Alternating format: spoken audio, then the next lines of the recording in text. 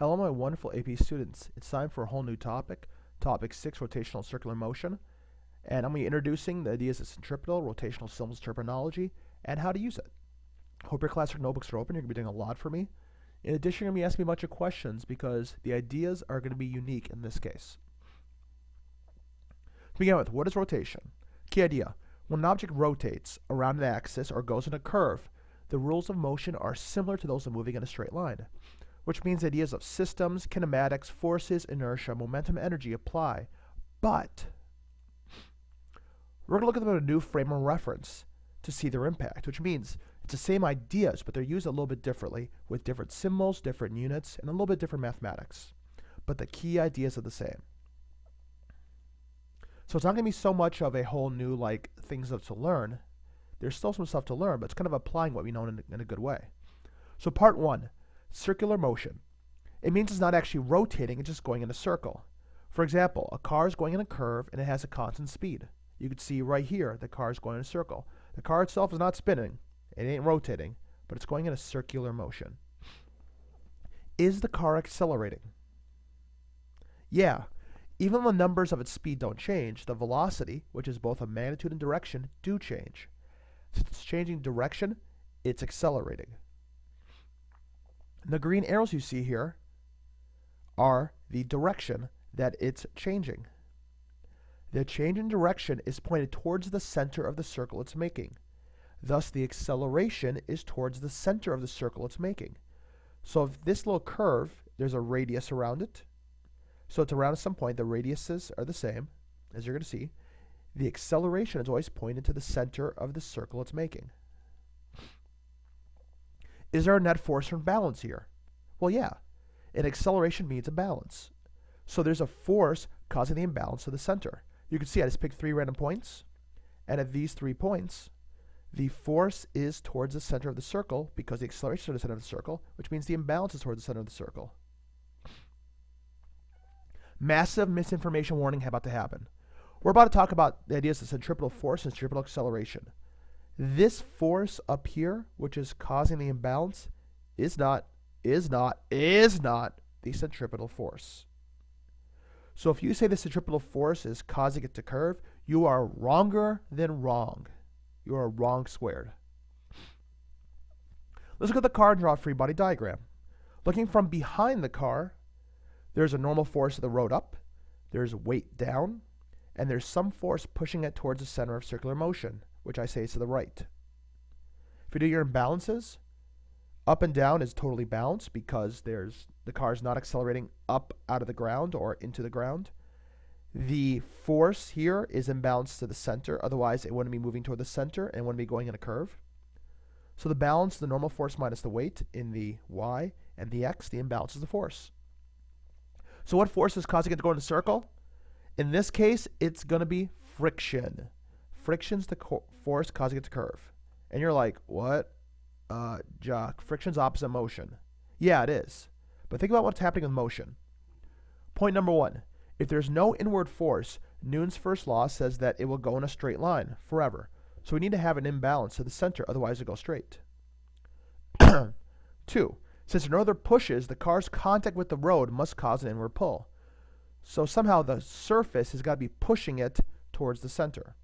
As we know, there are only 2 kinds of surface pushes, normal force and friction. A flat road means normal force is up, not at an angle.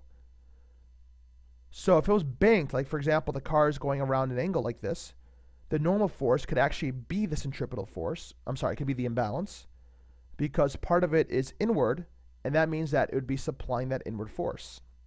That's not the case here.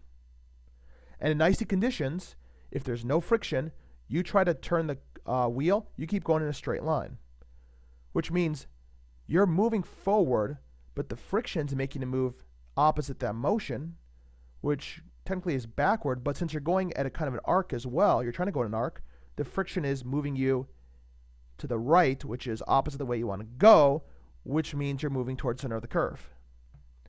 It's true in a rotational frame.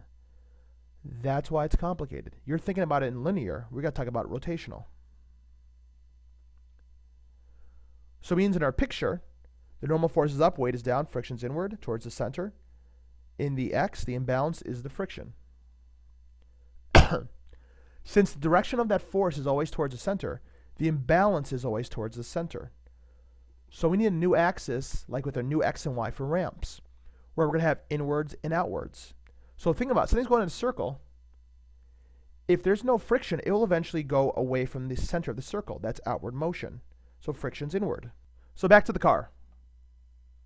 We have an imbalance for the center, and the center of the curve it's making has radius r. This imbalance is always to the center of the arc or circle. Thus, the center-directed imbalance is the net force, or imbalance. We're going to call it the centripetal force. That just means it's the center-directed imbalance. The center-directed acceleration from that imbalance is called its centripetal acceleration. Centripetal force is Fc, centripetal acceleration is AC.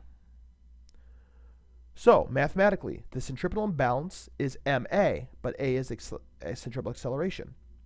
This is for things going in a circular motion, where the imbalance is always towards the center. This car is not rotating in terms of it's physically going in a circle constantly. It's just making some kind of circular motion. The acceleration equation, which is completely new, centripetal acceleration is v squared over r, where v squared is the linear or straight velocity in meters per second, and r is the radius of the circle in meters. Now, we are going to say that the car has both linear motion and rotational motion, because it's both going in a circle and it's still kind of going forward for each point in that circle. Even though the car itself is not physically turning over and making itself rotating, it's rotating not around itself but around this radius of curvature. So for an example, we're going to do a 5,000 kilogram car is going a constant 10 meters per second around a curve of radius 15 meters. If there is not enough friction, the car can't make the curve and will go off the road. What minimum coefficient of friction value will allow the car to make the curve? Pause, copy down that question, please. We're going to do it together, both mathematically and conceptually. Okay, here we go. We have a car going around a road with the radius of curvature, which is defined from the center of the curve to the middle of the road, is 15 meters. If the car were to not have enough friction, it would go straight forward because there would not be enough friction to supply the imbalance it needs to curve around the track. If there is enough friction, the friction will cause the car to physically curve and not go off the road. So if no friction, it will keep going straight because you turn the wheel, the tires can't push off the road because there's no friction, you keep going forward, Newton's first law. So this is a really disgusting, I'm sorry, free body diagram, but here it is. From behind, there's an up and down balance between normal force and weight, and there's an inward friction. That's the imbalance. From the top down point of view, there is friction towards the center, and it's constantly changing direction. Because over here, the friction's got to point this way. So in the x, the imbalance is the friction. In the y, the balance is normal force minus weight. Weight is mg, normal force is Fn, balance is still 0. So in other words, the normal force is weight, which is mass and gravity. In the x, it's new. Imbalance is ma, but because it's pointing towards the center and constantly changing directions, it's a centripetal acceleration, which equals friction. Friction's still mu times normal force, and imbalance is now ma centripetal. So plugging in mg for normal force, I get mu mg. I'm going to cross out m from both sides, which is awesome. This could be a gigantic car, a gigantic truck, or a small kid on a tricycle. I don't care what. It doesn't matter the mass. All that matters is the coefficient of friction. So the centripetal force is mu times gravity. Centripetal acceleration. Centripetal acceleration is v squared over r equals mu g. Plugging in numbers, I get 0.666 is my mu, which means at 10 meters per second, if there's a mu of 0.666 repeating, I will barely make the curve because there's enough friction to supply the force I need at that speed.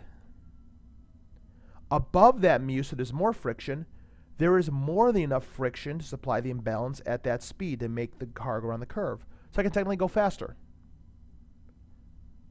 So for example, if I found mu to be, if mu is 0.8, I can go faster than 10 and still make the curve. If mu is less than 0.6 at 10 meters per second, there is too much momentum or too much motion for that friction to make me curve completely, and I will not make the curve, which means I need to go slower. This is why if it's icy or snowy around a curve, you know that you got to go slower than normal, otherwise you go off the road. It's physics. Yeah. You try. You swing a ball on a string in a vertical circle. So imagine you're making a vertical circle. It starts off at your head, goes on your feet, keeps going. Your hand's in the center, pulling it on a string. You swing it hard, so there's tension on the top. At the top, which of these is equivalent to the centripetal force? Tension plus weight, tension minus weight, weight minus tension, tension or weight. I would like you to follow along with me, if you haven't already done so, after pausing the video, taking about 3 minutes, and trying to draw a free body diagram of the forces at the top. I'll wait. Welcome back. So free body diagram time. Here's my really ghetto picture. At the top, there's a radius r, and it's going in a circle. At any point, the weight is down. And at the top, the imbalance has got to be towards the center, because it's going to make a circle. And the center of the circle at the top is down. So far, I have weight down, and there's an imbalance down towards the center. The string at the top is pulling down, just to make sure. Imagine, if you're swinging it at the top, the string cannot push the object away from itself. In fact, the string is pulling it towards the center, which is the hand. So at the top, the string and the weight are both pulling down, which means the imbalance are these two forces combined. And the imbalance is called the centripetal force. So it's tension plus weight.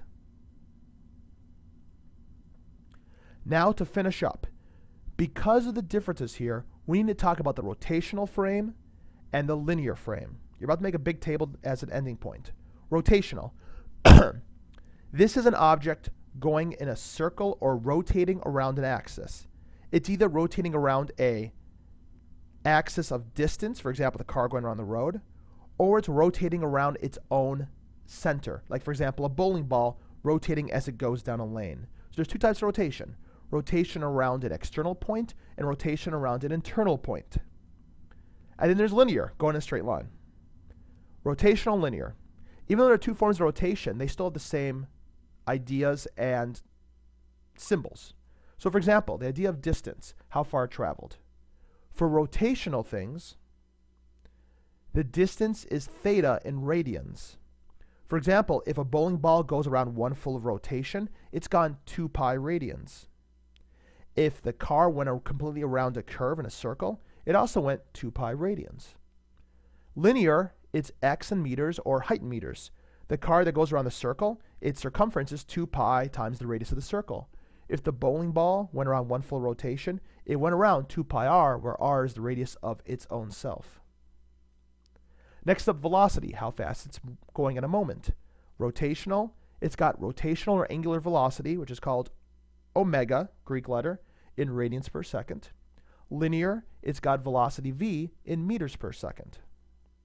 And acceleration, the rate of velocity change. For rotational or angular, which is the same idea, it's alpha in radians per second squared. And for linear, it's a in meters per second squared. So we can see here we have rotational displacement, rotational velocity, rotational acceleration, either around an external point or internal point. In linear, we have the same ideas. Next up, time. Thankfully, time's the same. It's time in seconds for both. For force, we have torque, which is tau in Newton meters.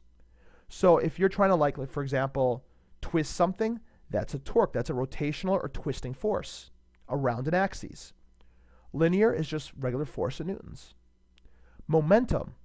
Angular rotational momentum is called L in Newton meters seconds. Or linear momentum is P. And there's also going to be a rotational form of energy as well, but I don't want to get that quite yet. And there's also going to be a rotational inertia. Whereas linear, it's mass. Rotational, we're going to see, it's called the moment of inertia. And with this, my wonderful students, you have just